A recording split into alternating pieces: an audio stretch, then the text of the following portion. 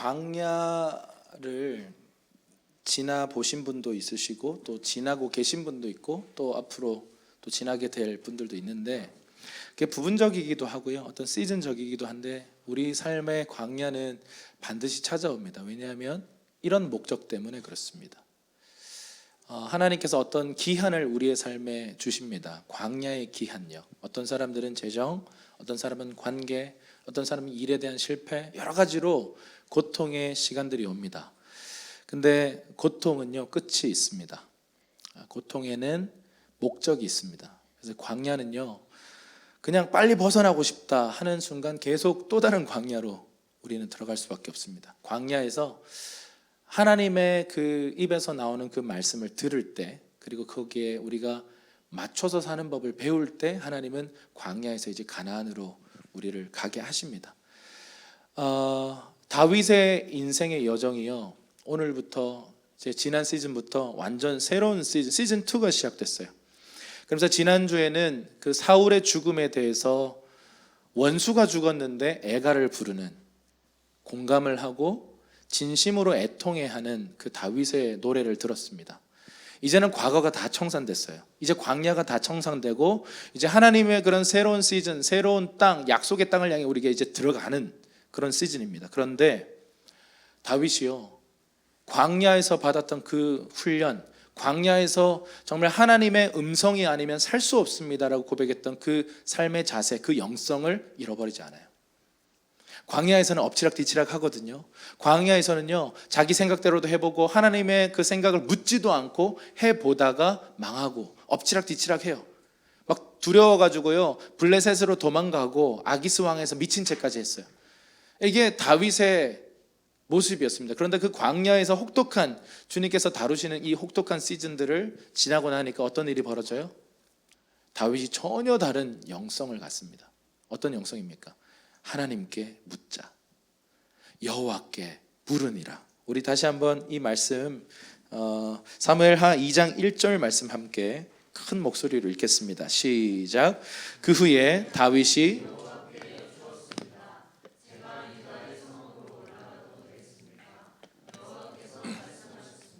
올라가라.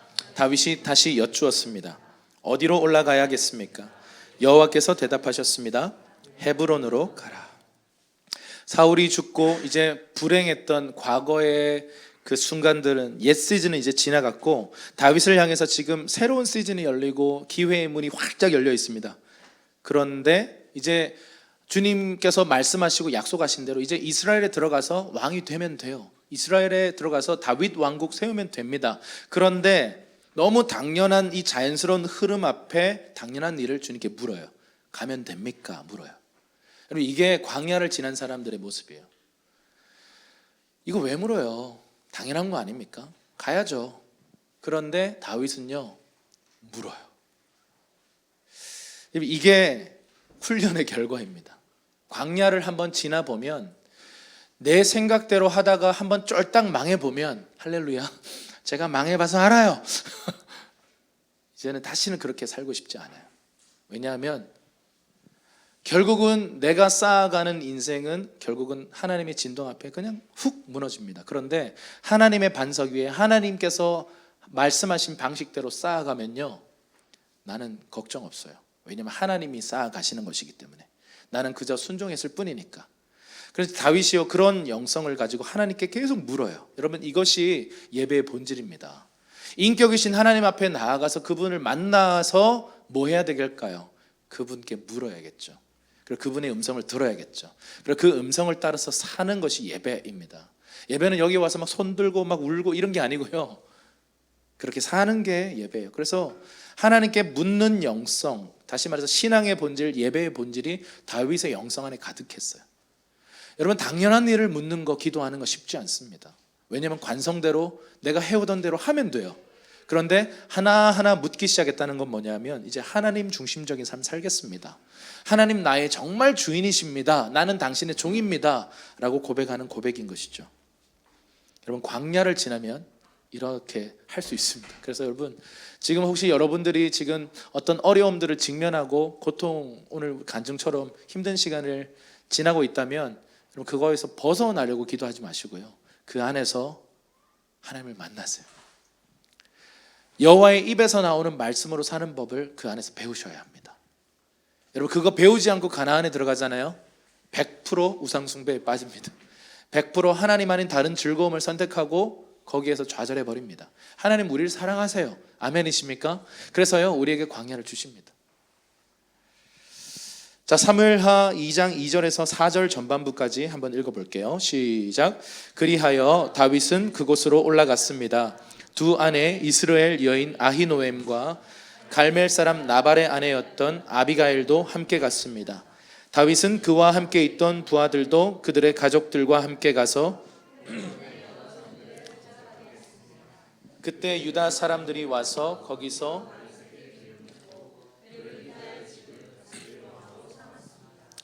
하나님께 물었습니다. 가면 됩니까? 라고 물었더니 가라 라고 말씀하십니다. 근데 또 묻습니다. 어떻게 해요? 어디로 갑니까? 헤브론으로 가라. 헤브론이라고 하는 도시가 이렇게 뚝 떠올라요. 헤브론은요 유업의 땅입니다. 헤브론에 가라. 근데 유다에서 가장 넓은 도시. 여러분 하나님의 인도하심이 항상 막 우리가 생각하는 것처럼 뭔가 막 산뜻하고 예를 들어서 막 상상치도 못했던 하나님의 일들만 있는 건 아니에요. 합리적이고 굉장히 상식적입니다. 여러분 왜 하나님이 헤브론으로 인도하셨을까요? 첫 번째 영적인 이유와 실제적 이유가 있는데요. 유업의 땅입니다. 둘 번째 실제적인 땅 이유는 뭐냐면 넓어요. 왜냐하면 다윗은 600명의 군사를 거느리고 있습니다. 자, 600명의 남자가 지금 부하로 있다. 이 말은 몇 천 명이 함께하고 있는 걸까요? 그 아내, 자녀, 할아버지, 할머니 약 4천 명 이상이 지금 다윗 떼거리예요. 지금 다윗 왕국을 세워나가는 초창기 멤버들이요 이 정도로 많았어요. 여러분 웬만한 도시에 가서 정착하면 어떻게 될까요? 미어 터집니다. 그러니까 하나님은요 아주 지극히 상식적으로 넓은 땅을 주시는 거예요.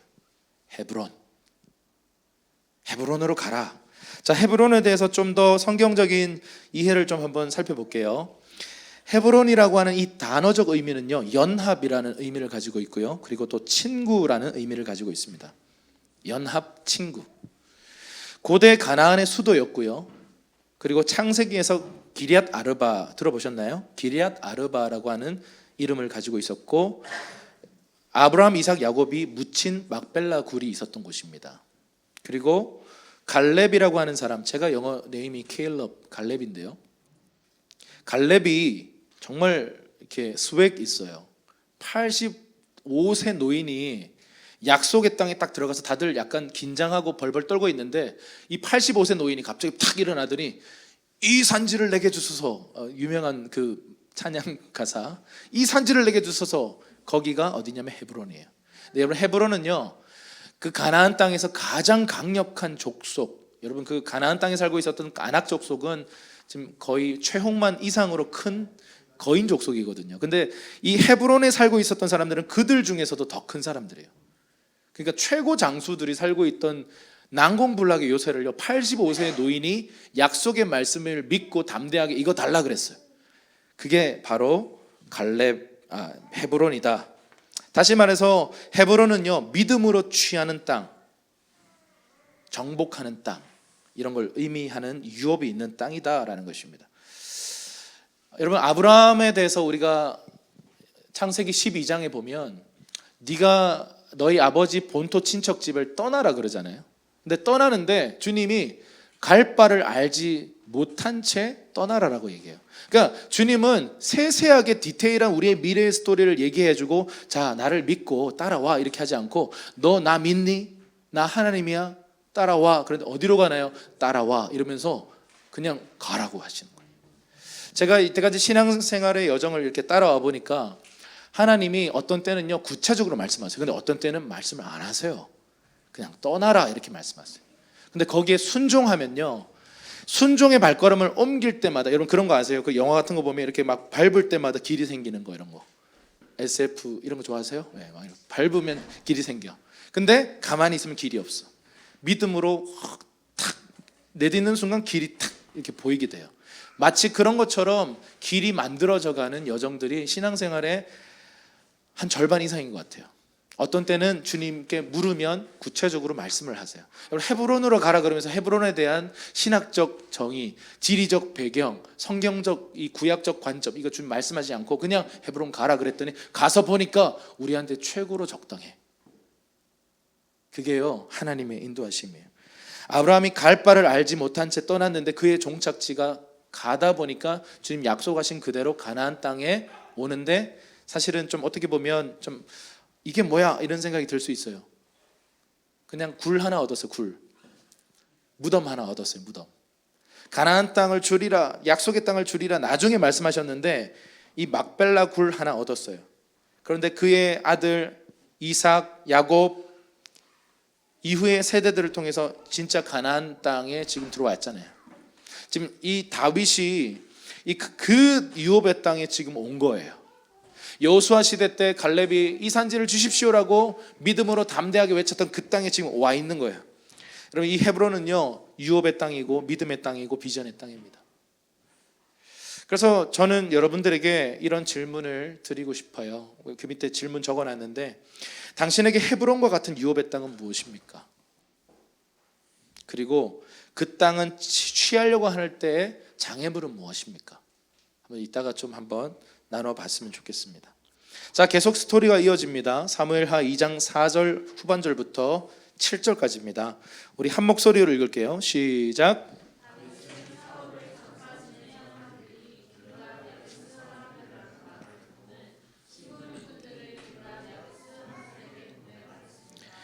너희가 너희 주인 사울을 묻어 주어 호의를 베풀었으니 여호와께서 너희에게 복을 주실 것이다. 여호와께서 너희에게 은혜와 진리를 베푸시기를 빌고 나 또한 너희가 그런 일을 한 것에 대해 그만큼의 보상을 해줄 것이다. 그러니 힘을 내고 용기를 가지라.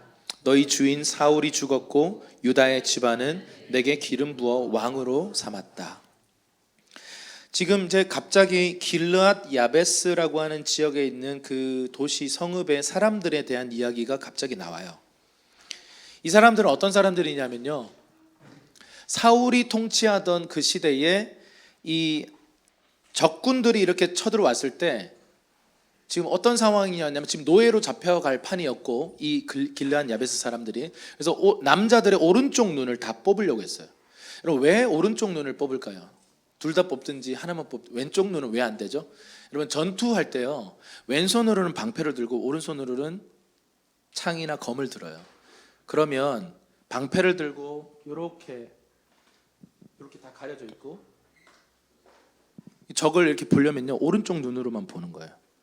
그러니까 오른쪽 눈을 빼버리는 거죠. 근데 이 고대 사회 때는 그런 식으로 노예들을 이 적군들을 무력화시켰어요. 지금 막 그렇게 하려고 하는데 사울 왕이 와서 이들을 건져줬어요. 어떻게 보면 길르앗 야베스 사람들은요 사울에게 큰 은혜를 입었어요. 사람은 의리가 있어야 돼요. 이 길르앗 야베스 사람들은요 사울이 어떻게 보면 좀 정치적 싸움에서 완전 밀려나고 사실은 하나님으로부터도 버림을 받고 죽었잖아요. 그리고 그의 목이 쳐져서 적군의 그 성벽에다 매달려져 있다고요. 그걸 어떻게 시신을 수습합니까? 잘못하다가는 그 수습하다가는 죽을 수도 있어요. 그런데 이 길르앗 야베스 사람들이 큰 대가를 치르고 목숨을 무릅쓰고 가서 시신을 걷어다가 장례를 치러줍니다. 이게 의리죠. 의리. 이 의리의 사람들이에요. 이 길르앗 야베스 사람들이 이 의리를 지켜요. 근데 여러분 지금 다윗 왕국이 태동되고 있는 이 시기에 이 행동은 다윗에게는 조금 골치스러운, 이걸 어떻게 처리해야 되지? 저 인간들을 어떻게 대우해야 되지? 라고 하는 어떤 좀 스트레스가 되는 일일 수 있습니다. 왜냐하면 지금 사울 왕가를 위해서 지금 헌신하고 있으니까요. 이런 애매한 상황들이 지금 펼쳐지는데 다윗은요 어떻게 반응하는지 보세요. 6절 보세요. 5절에 보면 길르앗 야베스 사람들에게 이 사람들을 보내가지고 이렇게 말하게 합니다. 너희가 너희 주인 사울을 묻어 호의를 베풀었으니 여호와께서 너에게 복 주실 것이다 이렇게 평가해요. 우리 그 일반 역사 세계사들 한국 역사만 봐도 새로운 왕조가 들어설 때 숙청이라는 게 있어요. 권례의 비바람이 불 것입니다 이렇게 말합니다. 인재인데 어쩔 수 없이 다른 진영에 서 있기 때문에 죽여야 돼요. 이런 거예요. 막 몰래 밀사를 보내가지고 자네 우리와 함께 하겠나. 그런데 함께 하지 않는다고 하면 죽여야 되는 거죠. 숙청이에요, 숙청. 여러분 그 숙청이라는 것을 지금 다윗은 하지 않아요. 그리고 심지어 지난 시간에 봤던 것처럼 적 원수였던 그러나 한 나라의 왕이었던 이 사울을 위해서 진심으로 애곡했고 자기만 애곡한 게 아니라 전 국가적으로 애가를 지어 만들어서 활의 노래를 만들어서 부르게 합니다. 그리고는 지금 사울의 장례를 치러준 길르앗 야베스 사람들을 축복하기 시작해요. 하나님이 너희가 사울에게 은총을 베풀었으니 하나님도 너희에게 은총을 주길 원하고 나 또한 너희에게 은총을 주기 원한다라고 축복해버립니다. 그런데 7절에 실상은 얘기해줘요. 이게 다윗의 성품입니다. 할렐루야. 그래도 할 말은 해야 돼요. 축복하고 품어주지만 할 말은 해야 돼요. 여러분 여기에 변화가 시작됩니다. 할렐루야. 여러분 품어주기만 하면요 이게 제 모성적인 역할이죠. 그런데 부성적 역할은 뭐냐면 아닌 건 아니다라고 말해야 돼요. 여러분 우리가 사람 좋다 할 때 저 사람은 잘 맞춰준다, 저런 사람은 잘 품어준다 이렇게 표현하잖아요. 근데 사실은 그것이 반은 좋은 것이지만 반은요 인생이 끌려다니는 인생이 될 수 있어요.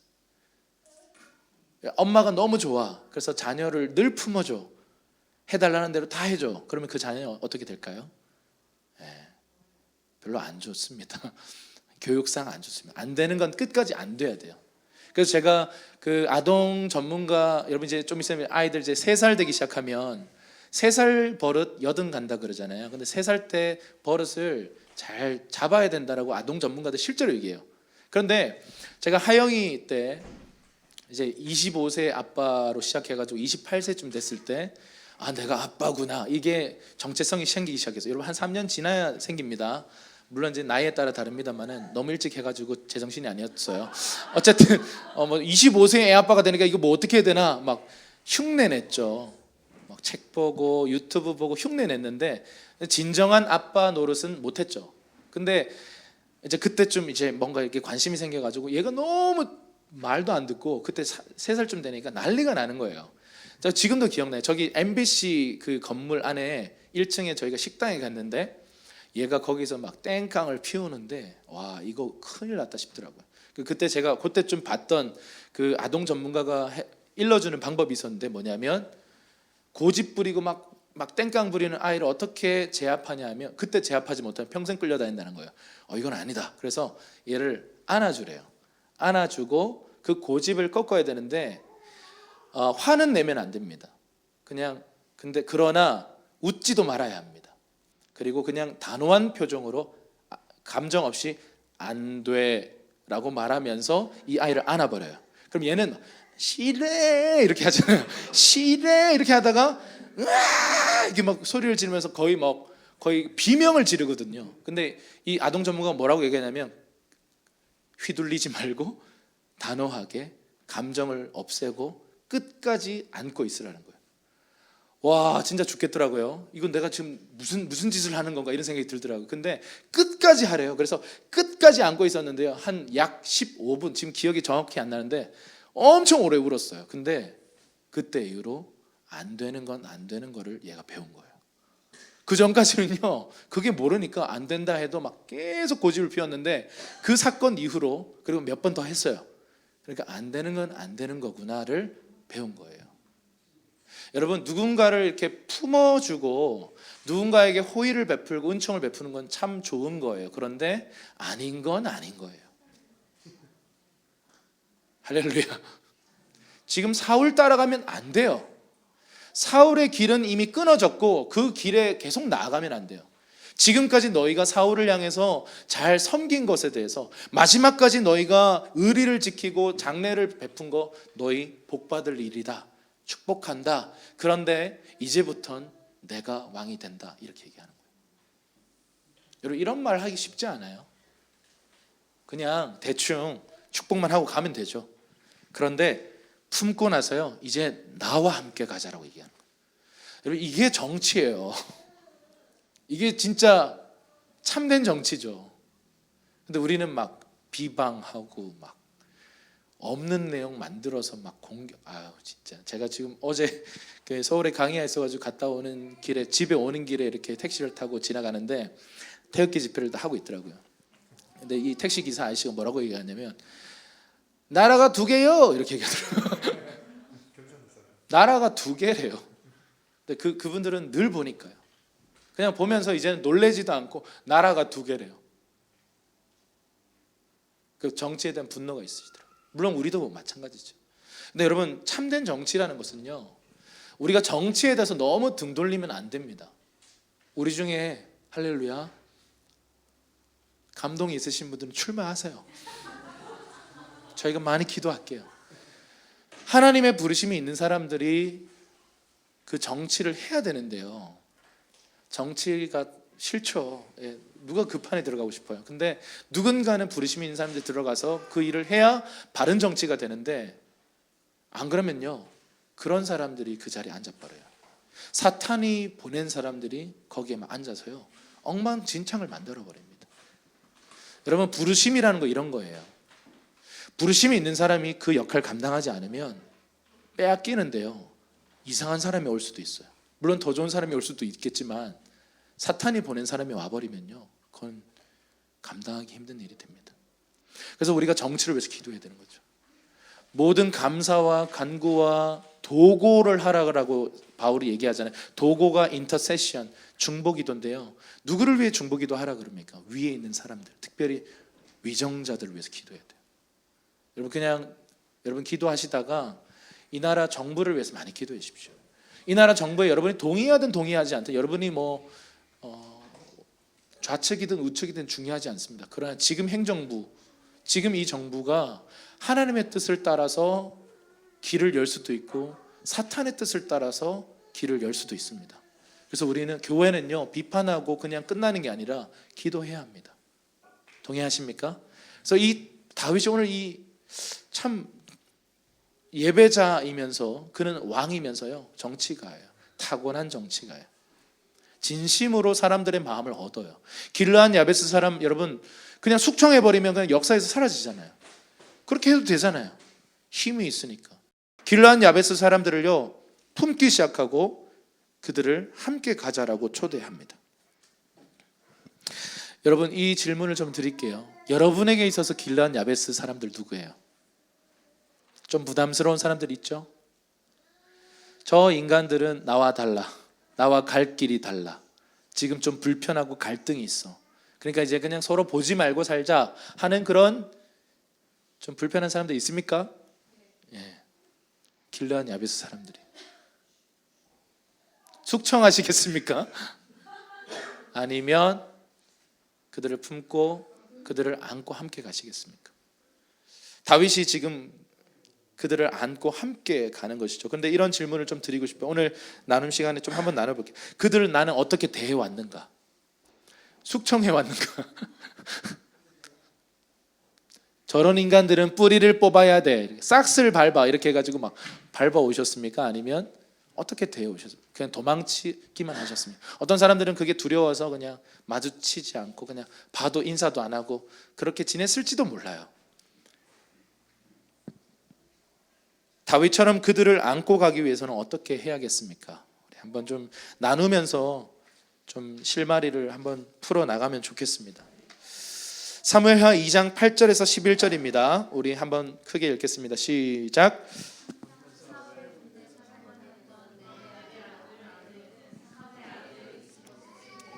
마하나임으로 건너갔습니다. 그는 이스보셋을 길르앗과 아술과 이스라엘과 에브라임과 베냐민과 왕으로 삼았습니다. 사울의 아들 이스보셋은 40세에 왕이 돼 2년 동안 이스라엘을 다스렸습니다. 그러나 유다 집안은 다윗을 따랐습니다. 다윗이 헤브론에서 유다 집안을 다스리는 왕으로 있었던 기간은 7년 6개월이었습니다. 이 다윗이요 하나님께 묻고 하나님은 말씀하신 대로 헤브론으로 갔고 헤브론에 정착을 했고 길르앗 야베스 사람들의 사울의 죽음을 장사 지낸 것에 대한 이야기를 듣고 그들을 찾아가서 안고 함께 가자라고 얘기한 것까지 참 너무 좋아요.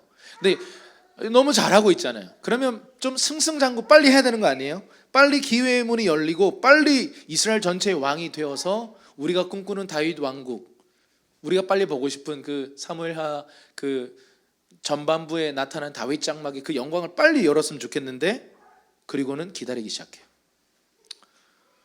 와, 할 거 다 했잖아요. 나름대로 시키는 거 다 했고 순종의 걸음 잘 걸었고 진짜 멋있는 대장부로 다윗이 지금 잘 품고 잘 왔어요. 헤브론에서 이제 딱 주님의 때를 기다리는데 7년 반 동안 아무 응답이 없어.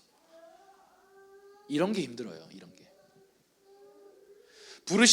부르셔서 갔는데 힘든 일 벌어지는 것도 좀 힘든데요. 어쨌든 잘 그것들을 극복하고 와서 지금 모든 과제를 다 해결했는데 7년 반 동안 지금 그냥 헤브론에 그냥 있어야 돼요. 이런 것들 우리가 좀 힘들어요. 신앙생활 하다 보면 이유 없이 그냥 하나님을 기다리고만 있어야 되는 때가 옵니다. 이 기다림이 길어지면 굉장히 힘듭니다.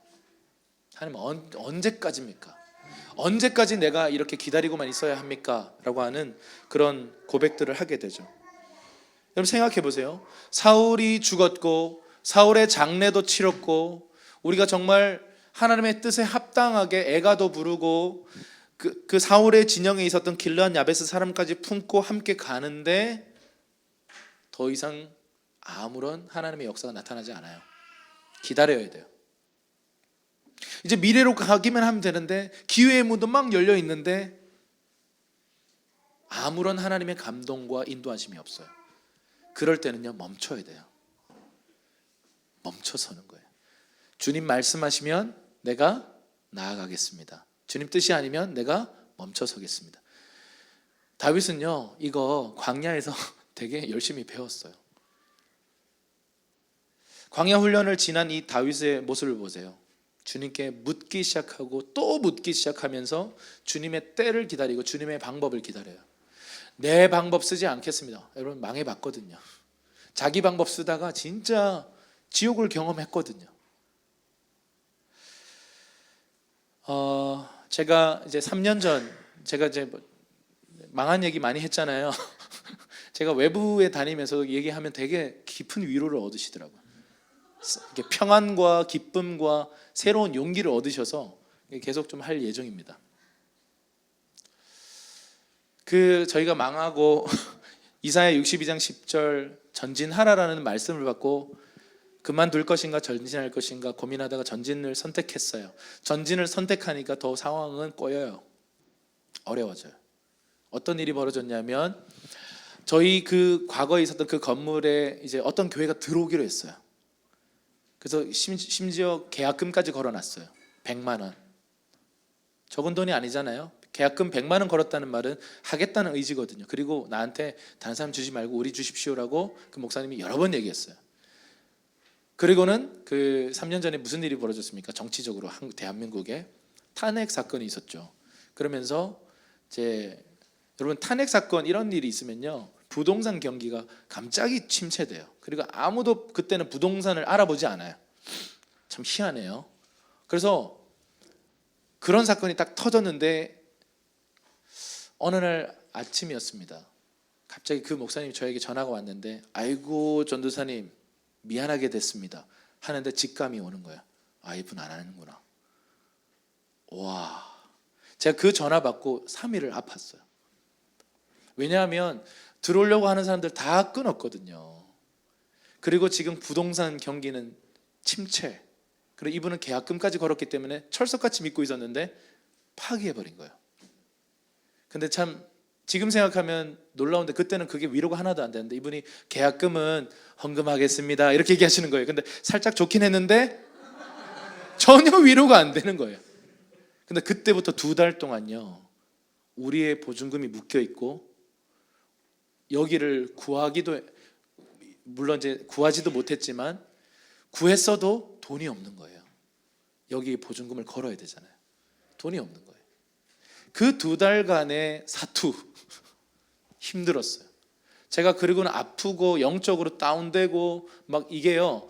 여러분 그런 거 아세요? 누군가의 말 한마디가 그 안에 배후에 악한 영들이 공격하는 거면 아무 말이 아닌데도 제가 묶여버려요. 심각한 타격을 받아요. 이런 거예요. 너 멍청이 이렇게 말했는데 악한 영이 그 사람을 통해서 말하면요 완전 치명적인 손상을 입어요. 그래 난 멍청이야. 난 살 가치가 없어. 이러면서 갑자기 막 죽고 싶은 생각이 막 드는 거예요. 근데 여러분 그런 거 전혀 없을 때 그냥 장난으로 멍청이 그러면 아이고 이러고 지나가는데 그날따라 비수처럼 꽂히는데 제가 그날 막 3일 동안 몸져 누워버립니다. 그리고 영적으로도 다운되고 막 살 소망까지는 안 끊어졌어요. 네. 이전에 대한 소망이 다 끊어지고 못하겠다라는 돈 500만 원 없어가지고 진짜 뭐 아무것도 못하겠는 거예요. 두려움이 엄습하고 막 다시 하기로 결정했는데 상황은 더 나빠지는 거죠. 그래서 그때 우리가 선택해야 됐습니다. 어떻게 할 것인가. 근데 그때 이 모든 어느 날 이런 이해가 찾아왔어요. 사모님과 함께 대화하면서 이런 이해가 찾아왔는데 무슨 이해였냐면 이게 지금 악한 영들의 엄청난 공격이구나라는 것들을 딱 이해하게 됐어요. 그래서 자, 온 교인들 다 모여라 그렇게 했는데 같이 기도했어요. 한 3-4명 모여가지고 막 기도하는데 그날 영적 전쟁을 제가 나눴어요. 제가 지금 너무 아프다. 근데 지나치게 지금 나는 지금 어떤 소망이 다 끊어진다. 그래서 우리 지금 이 영적 전쟁을 같이 선포하면서 기도하자 그랬는데 기도한 지 10분 만에요. 어떤 느낌이 드냐면 스위치가 딱 켜지는 느낌이 들더라고요. 그러면서 상황은 아무것도 변화가 없는데 어떤 영적 돌파가 일어났구나라는 이해가 생겼어요. 그러면서 상황은 더 나빠지는 거예요. 그리고 한 2달 동안 상황은 계속 나빠지고 풀려지지가 않는데 바뀐 건 뭐냐면 내 마음이 바뀌었어요. 영적 전쟁이고 우리는 지금 영적 전쟁에 들어와서 싸우고 있고 승리는 우리 것이다라고 하는 어떤 이 돌파에 대한 어떤 선포가 있었고 그러니까 영적 분위기가 바뀌는 거예요. 말이 바뀌는 거예요. 할 수 없다, 못할 것 같아 라고 말했던 우리의 말이 할 수 있다라고 말하는 거예요. 상황은 더 악화돼요. 상황은 더 기미가 안 보여요. 그러다가 여러분 그 2달 시간 막 우리 그 사이에 여기를 구했어요. 네, 정말 그런 최악의 순간에요. 눈앞에 보이는 상황을 따라가는 게 아니라 약속을 따라가는 것을 선택하는 게 굉장히 중요해요. 하나님 주시겠다 약속하셨는데 내 눈앞에 보이는 건 더 반대 상황일 때가 너무 많아요. 사탄이 그렇게 만들거든요. 왜냐하면 믿음을 포기해버리니까. 많은 사람이 그 상황 앞에 절망하고 믿음을 사용하지 않고 그냥 포기해버립니다.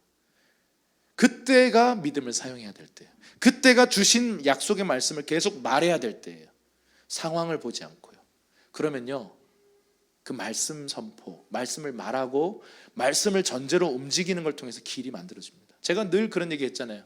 재정적인 어떤 준비가 되고 나서 공사를 시작한 게 아니라 하나님의 약속의 말씀 가라 하셨으니 가겠다라는 이 단순한 무식한 믿음 가지고 이거 막 달고 있는 아저씨한테 이거 드릴 돈 없는데 아저씨 막 기쁘게 달고 있고 막 드릴 돈 없고 막 옆에 있는 형제랑 주가 일하시네 이렇게 막 노래 부르고 그 마음 아세요? 상황은 아닌데 근데 주님이 넘치도록 다 채워주셨잖아요. 여러분은 어떤지 모르지만 제 수준에서는요 제가 그동안 이제 만져본 돈에 의하면요 돈의 수준의 그 비교를 해보면 지난 2년 동안 제가 만진 그리고 제가 지불한 돈들은요 제 인생의 최대의 금액들이에요. 와 어떻게 이런 금액들이 들어왔지? 그리고 심지어 우리 교회랑 전혀 상관없는 사람들이 많이 헌금했어요. 제가 그런 얘기 했잖아요. 서문시장 불났을 때 자기 가게 홀랑 불탔는데 우리 교회 헌금하기로 약속했던 그 약속 때문에 오셔가지고 5만 원 헌금하셨어요. 돈이 없어가지고. 저는 그거 못 받겠더라고요. 근데 하나님이 받으라고 말씀하시더라고요. 그거 축복해드렸어요. 여러분 자기 거 다 홀랑 타가지고 쫄딱 망해가지고 근데 하나님께 언약했던 그 헌금 하려고 찾아오셔서 우리 축복해주고 막 그런데 막 눈물 날 것 같더라고요. 그런 과부의 두랩돈 그런 하나님 앞에 전부를 부어드렸던 그분들의 재정으로 우리 이 교회가 세워졌어요. 그래서 이 공간은 우리 것이 아니다라고 우리는 선포했고 교회는 건물이 아니다라고 선포했고, 그래서 여러분도 잘 아시겠지만 너무 많은 사람들이 여기를 막 써요. 이제 좀 기준이 좀 필요하게 됐는데요. 네. 이렇게 뭐 밑에 뭐 주방 사용 이런 거 이제 좀 더 가이드라인을 좀 잘 정해야 될 것 같아요. 청소할 것도 너무 많고. 어쨌든 간에 하나님께서 놀라운 일을 행하시기 전에 우리들을요, 어떤 약속의 말씀을 붙들고 아무것도 없는 광야 한가운데 세우실 때, 그때 우리 눈앞에 펼쳐지는 반대 상황에 속지 말라는 거죠.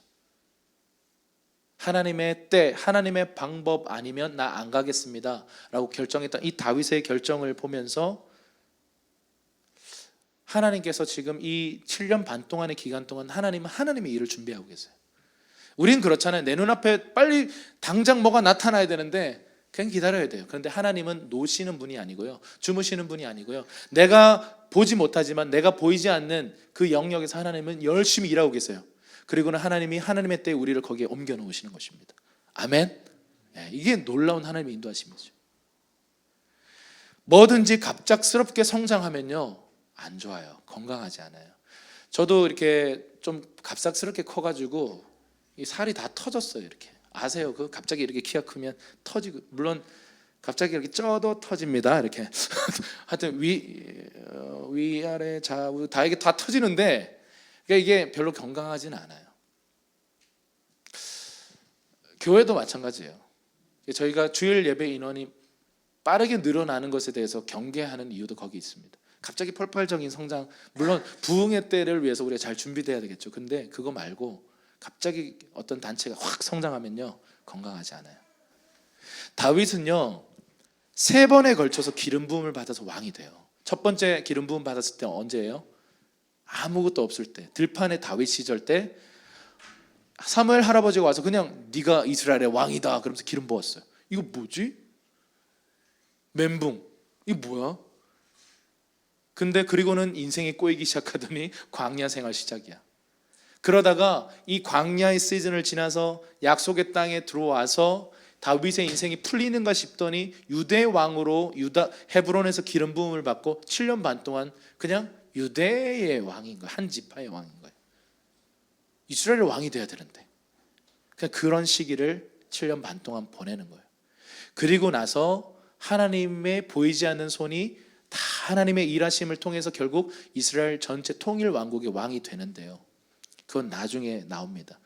3번에 걸쳐서 기름 부음을 받아. 그러니까 여러분, 권위는요 한 번에, 여러분들이 예를 들어서 우리가 누군가가 갑자기 권위를, 이렇게 큰 권위를 부여받으면요 감당을 못해요.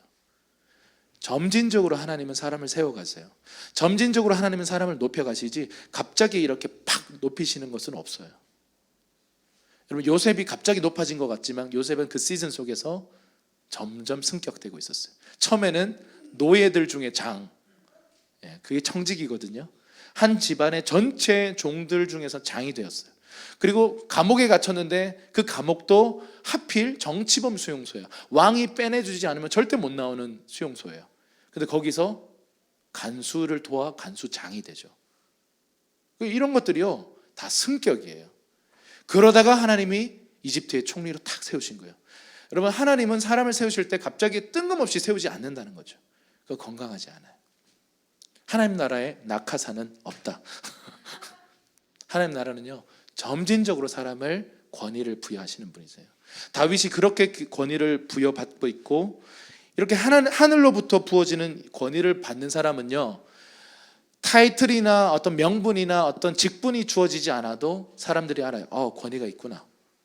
저 사람 하나님의 사람이구나. 저 사람이 지금 여기서 권위자구나. 이걸 알게 돼요. 근데 여러분, 반대로 권위는 부여받았는데 하늘에서 부어진 권위가 없는 사람이 있습니다. 그러면 그건 비극이죠. 사울의 말년이 그랬잖아요. 하나님에게 취소해버렸잖아요. 권위를요. 버려버리셨잖아요. 폐위시키셨잖아요. 영적으로 폐위되고 실제적으로 죽기까지 시간이 꽤 오래 걸렸거든요. 그래서 다윗은 왕으로 기름 부음을 영적으로 받았는데 실제적으로는 그냥 도망자예요. 범죄자예요. 국가의 반역자입니다. 그런 시즌을 10년 동안 달렸어요. 그러나 그는 권위자였어요. 가는 곳곳마다 하나님 나라의 권위가 다윗을 통해 풀어졌어요. 여러분, 보이는 어떤 것을 붙잡기보다 보이지 않는 하나님으로부터 오는 권위를 부여받으십시다. 여러분, 권위는요 어떤 사람에게 주어집니까? 보이지 않는 곳에서요 하나님께 순종했던 사람들에게 부어져요. 생각해 보세요. 하나님께 순종하는 법을 배우지 않은 사람이 한 나라의 왕이 돼요. 그 나라는 망해요. 철저하게 순종을 배우고 순종했던 그 사람을 통해서 한 나라의 왕이 되게 하시고 그 나라를 축복하십니다. 다윗의 왕국은요 하나님 나라의 모형이에요. 하나님이 통치하시는 그 나라에, 그런데 다윗이 왕인데 그게 가능한 얘기입니까? 예, 다윗의 자아가 파쇄되고 주님께 온전하게 순종하기만 하면 하나님의 나라는 한 나라 위에도 임할 수 있습니다. 한 가정 위에 가장이, 그리고 아내와 남편이 내 자아를 주장하지 않고 하나님 앞에 굴복되고 왕이신 하나님 앞에 순종을 배우고 나면요 그 가정에 하나님의 나라가 임하는 것입니다. 기업에도 마찬가지예요. 한 공동체 안에 권위가 세워져 있는 공동체를 가보면요 하나님 나라가 머물러 있는 걸 느껴요. 그런데 권위가 막 뒤죽박죽, 질서가 없고 막 그런 거, 여러분 권위주의를 얘기하는 게 절대 아니에요. 권위를 막 존중해주고 아버지들의 권위를 존중해드리고 이런 것들에 대해서 전혀 없는, 여러분 사실 우리 세대가 지금 겪고 있는 이 문제가 권위의 문제예요. 가정들마다, 어떤 공동체들마다, 지금 국가도 마찬가지잖아요. 뭐 조금 잘못하면 끌어내리려고 그러잖아요. 이러한 이 권위에 대한 존중의 마음들이 전혀 없어요. 우리 직장 상사들에 대한 건 더 심하겠죠. 우리 또 군대에서 일하는 군대가 직장인 우리 군인들은 더 힘들 거예요. 불합리한 명령을 할 때 이거 어떻게 해야 됩니까? 너무 어려운 순간들이 많아요. 그러나 여러분, 우리 삶에 다 한마디로 규정 지을 수 없는 수많은 복잡하고 미묘한 상황이 있지만 분명한 한 가지는요, 우리의 삶의 권위가 회복돼야 돼요. 여러분의 권위자를 대하는 방식이 회복돼야 합니다. 그것이 부모님이든 직장 상사든 어떤 리더든 간에 그 권위자를 어떻게 내가 존중할 것인가, 그분과의 깨어진 관계를 어떻게 회복할 것인가, 필요하다면 내가 어떻게 용서를 구해야 될 것인가, 어떻게 그분의 축복과 커버링 안에 내가 서 있을 수 있을 것인가. 여러분 이거를요 무기한 연장하시면 안 돼요. 반드시 다뤄야 합니다. 거기에 순복하는 법을 배우는 사람에게 하나님은 하늘로부터 부어지는 권위를 주세요. 여러분, 자신의 아버지에게 순종하지 못하는 사람이 사실은 좋은 아버지가 될 수가 없어요. 이게 성경이 말하는 법입니다. 말라기 4장 6절의 가르침을 보세요. 아비의 마음이 자녀에게로, 자녀들의 마음이 아비에게로 돌아가는 세대 간의 연합이 구약의 마지막 선지자의 외침이었어요. 이거 하지 않으면 저주가 임한다 그랬어요. 여러분, 우리 세대가 지금 저주가 이미 있어요. 자녀 세대가 부모 세대를 죽이고 부모 세대가 자녀 세대를 죽이는 세대 속에 우리는 서 있습니다. 실제적으로 죽이는 세대 속에 서 있어요.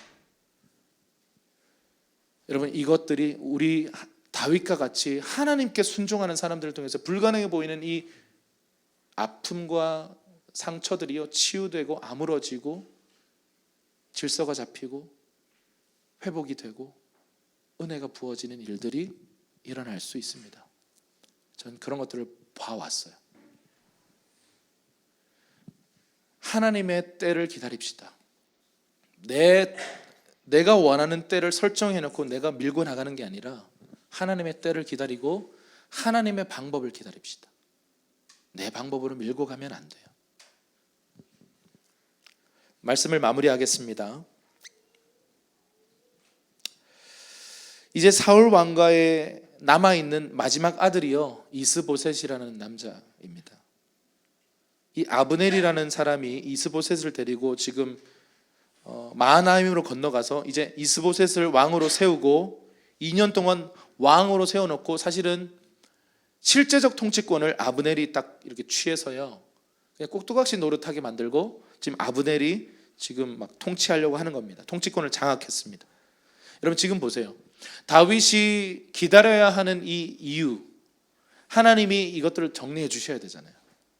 지금 만약에 다윗이 자기 방법으로 가서 이스보셋을 죽이고 아브넬을 죽이고 이러면요, 하나님이 주시는 권위를 못 받아요. 하나님께서 이것들에 대한 예비하신 계획들이 있다는 것을 우리 믿어야 돼요. 여러분, 우리가 약속의 땅에 들어가서 반대되는 상황, 지금 내가 뭔가라도 해야 될 것 같은 그런 상황이 딱 들어왔을 때 우리는 첫 번째로 다윗이 보여줬던 것처럼 물어야 되겠죠. 그리고 응답이 없으면 기다려야 되겠죠. 그리고 신뢰해야 돼요. 하나님이 일하신다. 하나님이 지금 나를 위해 일하고 계신다. 여러분, 한 번만 따라해 주실래요? 하나님께서 나를 위해서 일하십니다. 이거를 믿고 있어야 돼요. 먼저 그의 나라와 의를 구하면 모든 것 더해 주신다는 이 심플한 이 영적 원리 하나 믿고 여기까지 왔는데, 물론 힘들 때가 있었어요. 자존심 상할 때가 있었고 속상할 때가 있었는데 하나님께서 더해 주시더라고요. 아멘이십니까? 특별히 레위인으로 부르심 받은, 막 이제 신학교 가가지고 할렐루야, 막 이제 삶을 막 레위인으로 드리겠습니다 이러는 몇몇 사람들이 있는데, 불안해하지 마세요. 하나님께서 먹이십니다. 우리 중에 또 어떤 분들은 직장을 때려쳐야 될지도 모르겠어요. 할렐루야. 하나님께서 일하십니다. 함께 기도하겠습니다.